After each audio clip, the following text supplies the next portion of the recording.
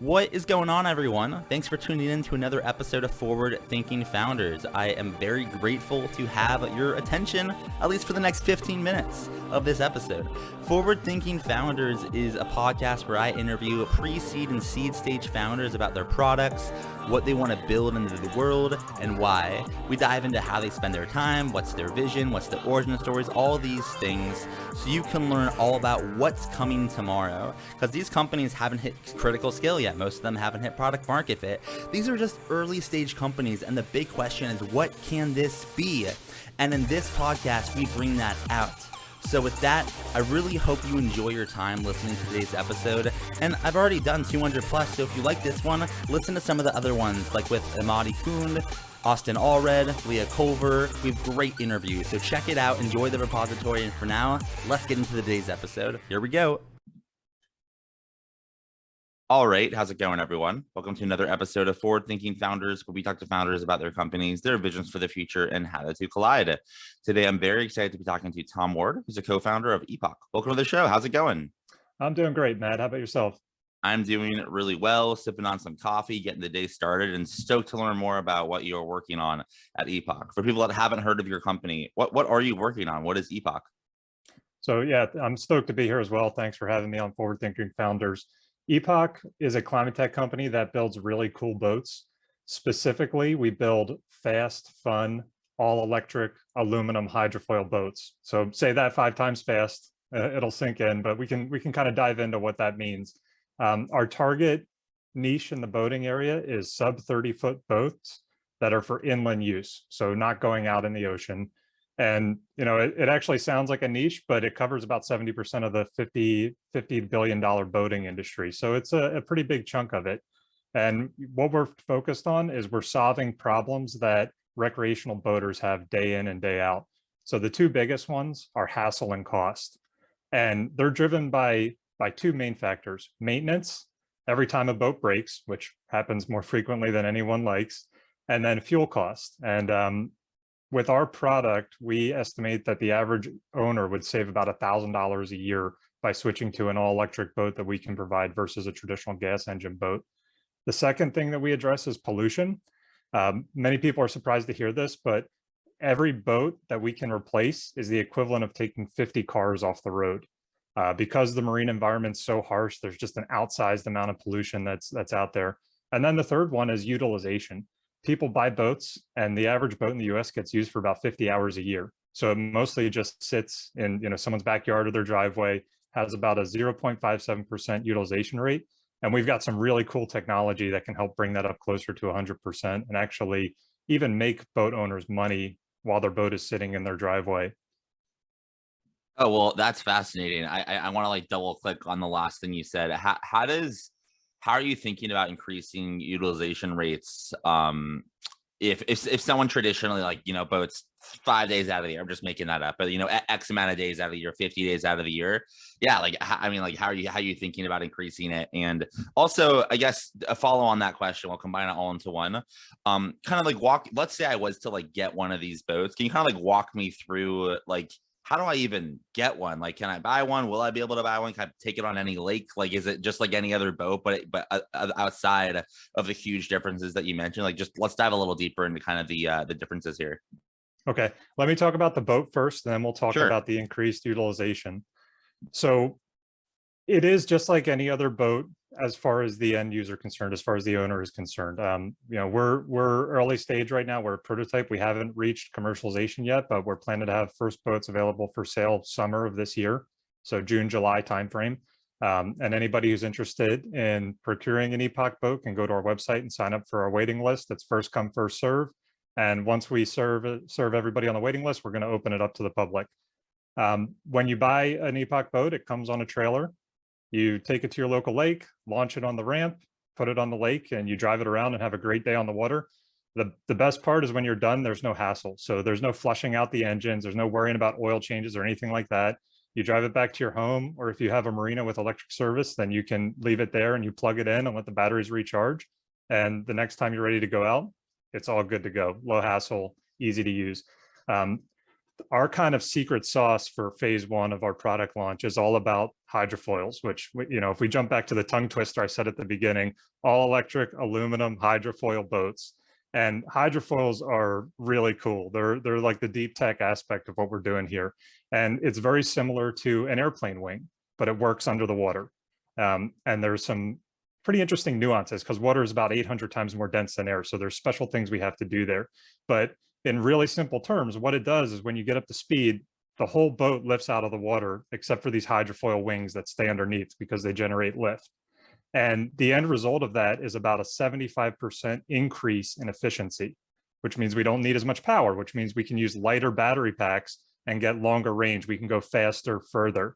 And that's a seamless part for the end user. So when you get on the lake, you launch it, the foils are tucked away. It works just like a normal boat.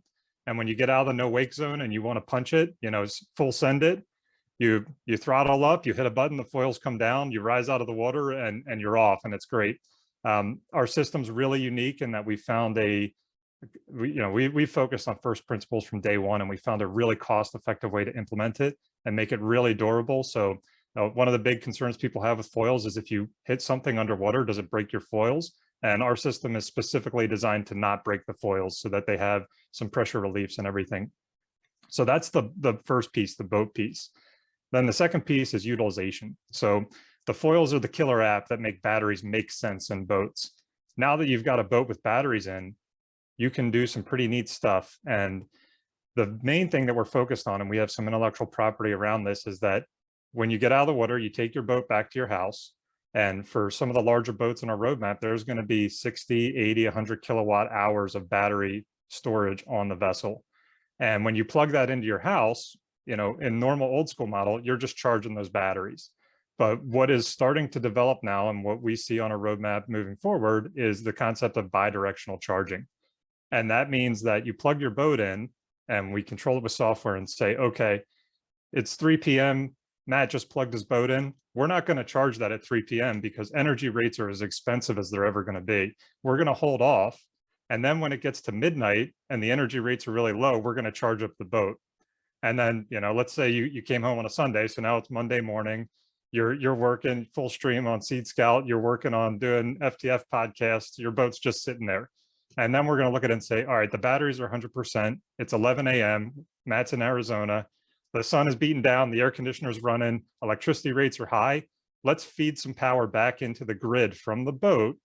And depending on how your electric company works, and it varies around the country, so this isn't a solution for everyone, but I think it will be in the next 10 years. The electric company will actually pay you back for that electricity.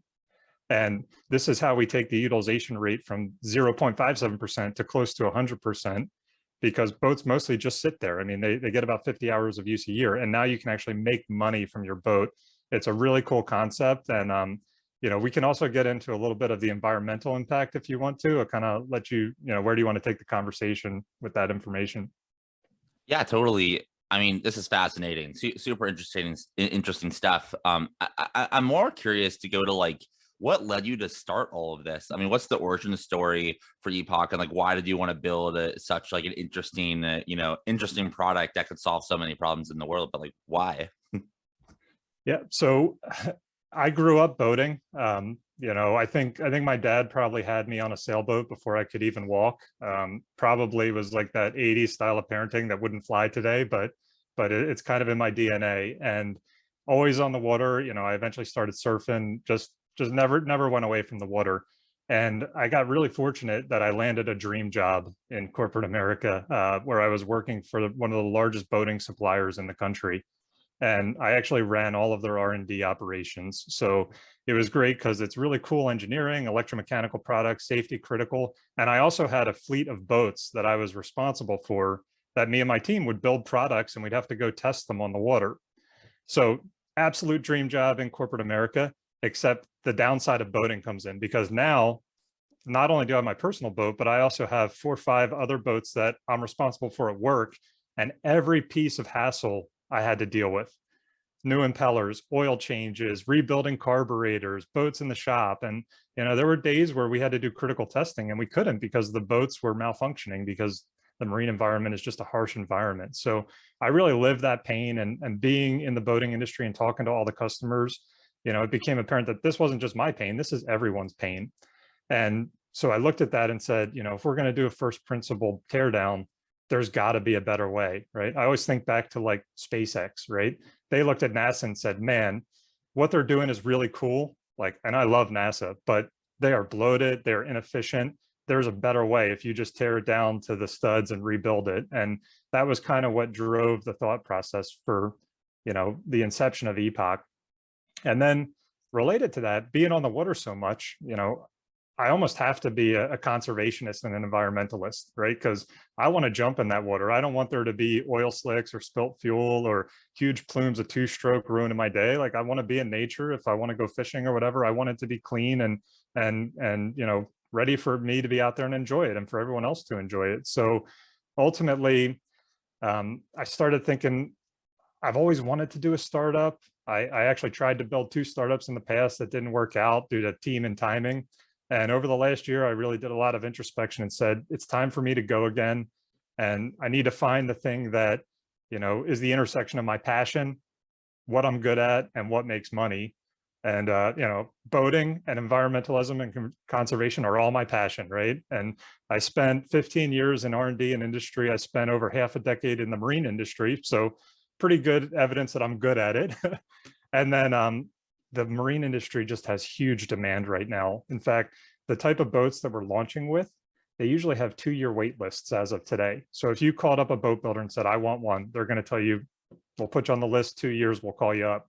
And part of that's driven by the pandemic, but a lot of these builders actually have 1-year wait lists even before COVID happened. So once this all kind of came together, it just made perfect sense. Like, we can build a fast, eco-friendly boat. We can do it at an affordable price point, and it just makes sense. There's so many tailwinds here. So that's kind of how it came together. Yeah, totally. It makes sense. And I am curious, like I have tons of questions. But like one of the fun things I do about the podcast is like I kind of cover like surface level, so when people want to dive in, they can like do their own research and reach out and things like that. So I want to hold off on some of the questions. Maybe we can do like a follow-up episode in like 6 months or a year. But what I'm most curious about though is like so much interesting energy going on here. Where do you see this going in like a year, 5 years, 10 years, 15 years? I guess in other words, like what's the big vision here, and what direction are you rowing in or boating in as you build out this company? So I mean, phase 1 is what we've kind of covered already, which is we're selling boats. They're boats that people want to have, right? I like this concept of the villain test, which is nobody buys a product because it's environmentally friendly. They buy it because it's cool. They buy it because it solves their problems and fits their needs. And if it's environmentally friendly, that's just awesome. So that's our focus on phase 1. And then phase 2 really drives that energy piece of it. So when we look at power markets today, we can kind of break it into 3 levels. Primary is what comes out of the power plant, right? Whether it's coal, nuclear, natural gas, they generate power, it goes to the grid, turns on our lights. Secondary is backup long duration storage, which there's a lot of startups working on this. There are different ways that they do it with gravitational energy storage or pumped hydro. But the idea is that if something ever goes wrong with the power plant, especially in terms of renewables, and it's not generating, you can use this secondary storage to pump power the grid and keep the lights on. And we see the huge opportunity in tertiary storage, which is behind the meter. And these are things like what you would have with your Tesla Powerwall, or if you plug your EV into the grid, or if you plug your electric boat into the grid. And tertiary storage provides kind of 2 benefits. One is what we already talked about, where there's going to be opportunities to sell that power back and make money from your product.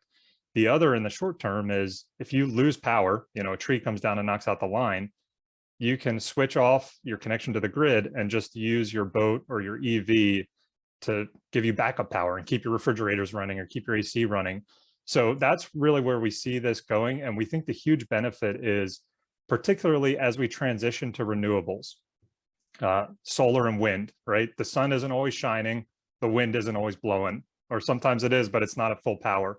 And as those power sources proliferate and become more common, when they're not at max power generation, secondary power supply is key. And we see this behind the meter tertiary power supply is key. And that's kind of what we're driving for. So we think it's a great opportunity to give a huge benefit to everyone.